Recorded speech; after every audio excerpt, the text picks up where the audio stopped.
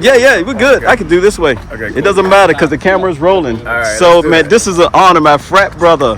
My God, introduce yourself to my humble viewers and followers. Good morning, everybody.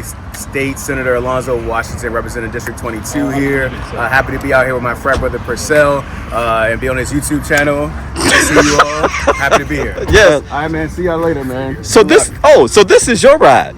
Yeah. So look at. So is this okay for me to look? Nah, Okay, yeah, gotcha. yeah. Okay, so he has Maryland delegate plates on his car. Yes, gotcha. Okay. Yeah. So what made you decide to buy an electric vehicle? Back in 2020, actually, I purchased my first Tesla vehicle, and the reason why is because I was done leasing, and I wanted to own, and I knew my next car was going to be a electric vehicle. And I decided, why not get a Tesla because of the network that they have here, and because I've driven ones before and I fell in love with the car. Right. And so it's the coolest thing I ever bought here, which was this EV car. Right. So what are some of the challenges you have at the state capitol with electrifying the network or doing superchargers that we just did? Not just Tesla stuff, but I'm just talking in general EVs and the movement of trying to, get your foot off of the gas and maybe go a little bit of carbon neutral.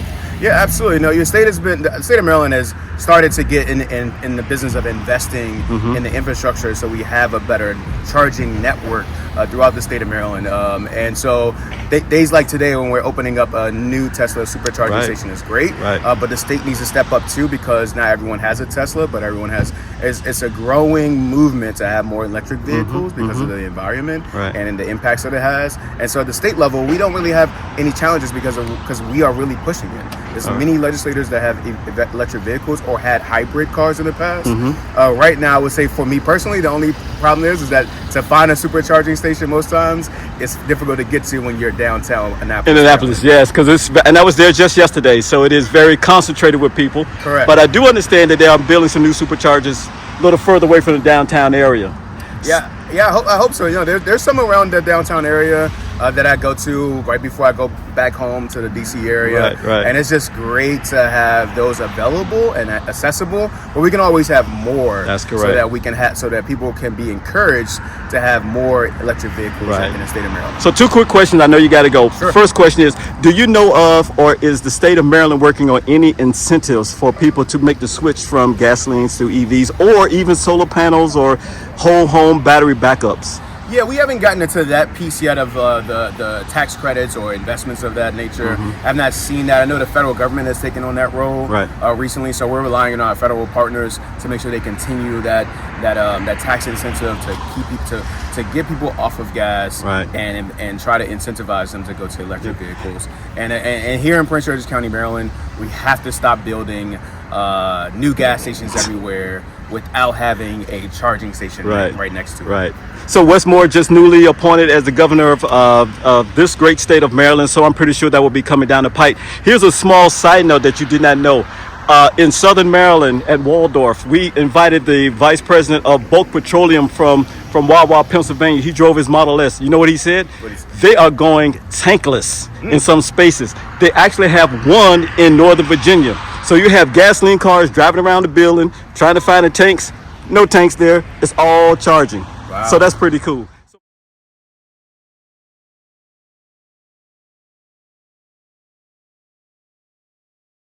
I would tell them, look, we you see the movement happening where you can save a lot of money on gas versus buying gas. It's cheaper to buy an electric vehicle than it is to have a gas powered vehicle due to the cost of gasoline here in this country. And so if that's not an incentive for you of saving $400 a month on gas, then I don't know what is. But that's right. It's a cool car. These are really cool cars. They are the future. By electric vehicle. Right. Well, thank you again, my frat brother. It's always an honor to see my frat brother doing well and doing in politics. Congratulations to you, and we see you down the road. Thank you. Thank you, brother. All right.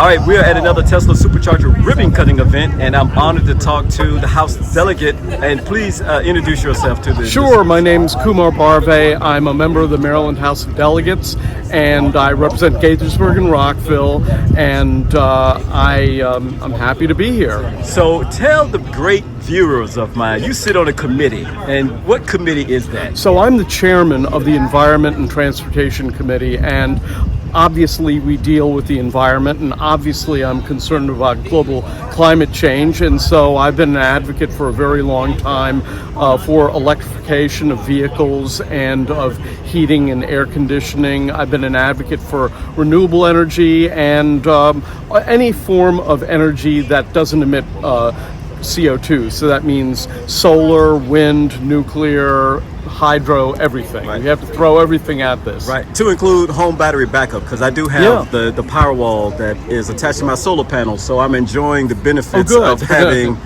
that nice savings. Yeah. So I'm always interested in speaking to people like you. Sure. Because as I just told you, I work on Capitol Hill.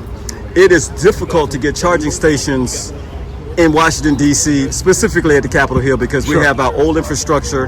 Right. And, it is definitely, you have to pass a bill to have charging on campus. Yeah, well, I mean, as a member of the General Assembly, I actually have a level 2 charging facility where I park. Okay. But here's something that people don't realize. Okay. At our we sold our house and we live in an apartment in Rockville, and they allow us to plug into a regular wall socket, and that adds 5 miles of range per hour. Yeah. And since the cars are often plugged in for 14, 15 hours a day, that's actually more than enough. So on Capitol Hill, if you have access to regular wall plugs, that's better than nothing. Well, we do, but we want to get some DC fast charging. Yeah. Because we are trying to reduce our carbon footprint at Capitol Hill, and so we are bringing in hybrids and EVs. And even 110 plug-ins, honestly, that's a tight fit. Because you're talking about having a vehicle blocking potentially a member's spot and things like that. Yeah, we don't want to do that. Yeah, we don't want to do that. Yeah. So you are driving a Tesla, which is right behind you. Right. So And my wife drives one also. I mean, my motivations were, number one, I wanted to be on the cutting edge. Number two, I did want to lower my carbon footprint. Number three, I don't like paying money for oil changes. I don't like having to go to gas stations. My wife has 70,000 miles on her vehicle, and for the first time now, she spent $200 in maintenance. And I challenge you to find a gasoline vehicle that gives you only $200 of maintenance after 70,000 miles. Wow, so that is great. I mean, I think a lot of people don't think that way. Right. They think about. Well, I'm an accountant in real life. So. That's why, right? That's right. And because now we have an abundance of supercharging now. Yeah. Charging is very easy to find. It is, but 90% of the time you charge up at home. Yes. And obviously that's a challenge for people who live in apartment buildings. And one of the issue areas that we are investigating is moving apartment buildings into the direction of having charging with them. So it's a work in progress, but I'm very confident we're going to get there. Okay. So one last thing, two quick last things I want to bring up. One, I know the governor is fairly new. He's brand new. Matter of fact, he haven't even served a full year yet. Right. Anything that you've passed on to him for incentives or things to be more EV friendly? Well, actually, believe it or not, he sponsored and passed legislation last year that is putting a substantial amount of money into charging infrastructure and networks. And so Wes Moore is on board and he understands these issues. There's very little I can tell him. He has been very aggressive this year in promoting charging for electric vehicles. So it's all good there. Well, you still have to have legislation on both sides to pass something. Or can he just executively just say? No. He put in a bill and it passed the House and the Senate. And because both the House and the Senate have Democratic majorities, we were able to pass those bills pretty easily and quickly. Great. And in fact, one of the initiatives promoted by the governor was to encourage us to move in the direction of encouraging clean trucks and clean delivery vehicles, because obviously a major source of particulate pollution are the delivery vehicles that we use. Yes. Wow. Okay. So last question. For those who are still sitting on the fence thinking about buying an EV, what would you tell them?